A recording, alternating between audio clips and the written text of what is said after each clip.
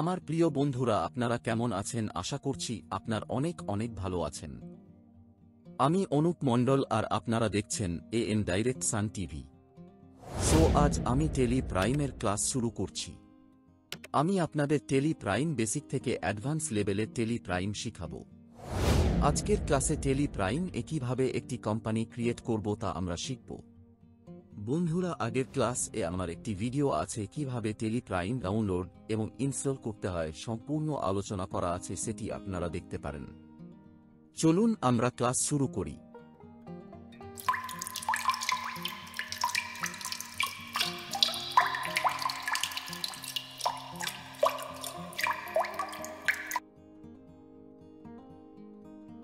Tele prime open করে ফেলেছি।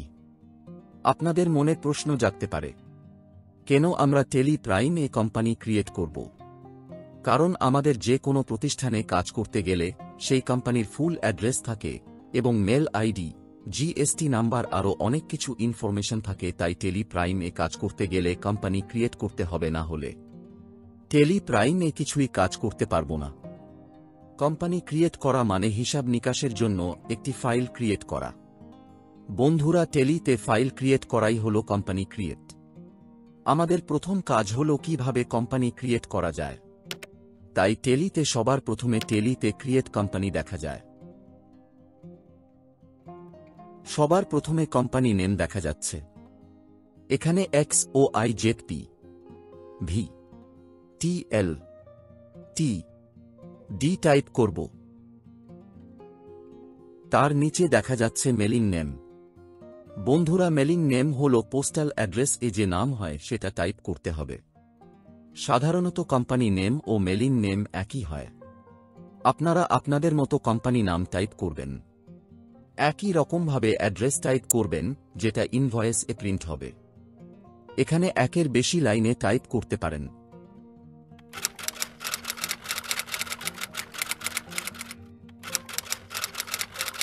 ঠিক নিচের দিকে পাবো স্টেট। আমার স্টেট ওয়েস্ট বেঙ্গল, তার জন্য ওয়েস্ট বেঙ্গল টাইপ করে নিচ্ছি।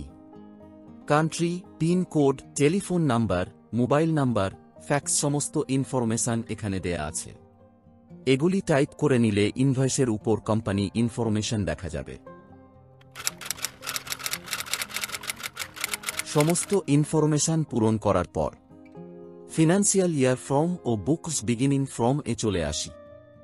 আমরা যে কোম্পানি ক্রিয়েট করছি তা কোন ইয়ার থেকে শুরু হচ্ছে। ফিনান্সিয়াল শুরু হয় 1 এপ্রিল থেকে 31 মার্চ পর্যন্ত। আমাদের ফিনান্সিয়াল ইয়ার টাইপ করতে হবে কোম্পানি কোন বছর থেকে শুরু করছি।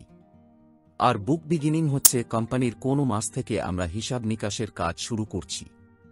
কিন্তু সাধারণত দুটি ডেট একই থাকলে ভালো হয়। সমস্ত ইনফরমেশন ফিল আপ হয়ে যাওয়ার পর আমাদের সেভ করে নিতে হবে। এন্টার প্রেস করলে এখানে অ্যাকসেপ্ট বক্স দেখা যাবে, ইয়েস করলে সেভ হয়ে যাবে। সেভ করার জন্য এন্টার প্রেস করলে সেভ হবে, প্রেস করলে সেভ হবে, আবার কন্ট্রোল+A প্রেস করলে সেভ হবে। আপনারা যে কোনোভাবে সেভ করতে পারেন। আমাদের কোম্পানি ক্রিয়েট হয়ে গেছে সাকসেসফুল। আমরা দেখতে পাচ্ছি আরেকটি ইন্টারফেস চলে এসেছে। এই ইন্টারফেসটি অ্যাকাউন্ট মেইনটেন্যান্সের জন্য কিছু কনফিগার করতে হয়। আমরা কোম্পানি সেভ করার সঙ্গে সঙ্গেই Tally Prime automatically account configure করার জন্য এই ফর্মটি শো করে। যেহেতু আমাদের দ্বিতীয় ক্লাস, তাই বেসিক কনফিগারেশন সেভ করব। প্রথমে আমরা দেখতে পাচ্ছি maintain account ready by default yes করা আছে। Enable bill with entry option ও ইয়েস আছে। এই অপশনের কি মিনিং আছে আরেকটি ক্লাস শিখার চেষ্টা করব। তারপর ইনভেন্টরি অপশন আছে, দুটি ইনফরমেশন ইয়েস আছে। আর এখানে ইনকাম ট্যাক্সের জন্য GST option by default yes আছে। আর যদি টিডিএস এর কাজ করতে চাই তাহলে ইয়েস করতে হবে। যে কোম্পানিতে গুডস পারচেস অথবা সেলস যদি না করা হয় তাহলে ইনভেন্টরি অপশন নো করে দিতে পারেন। তারপর আগের মতো সেভ করে নিতে হবে।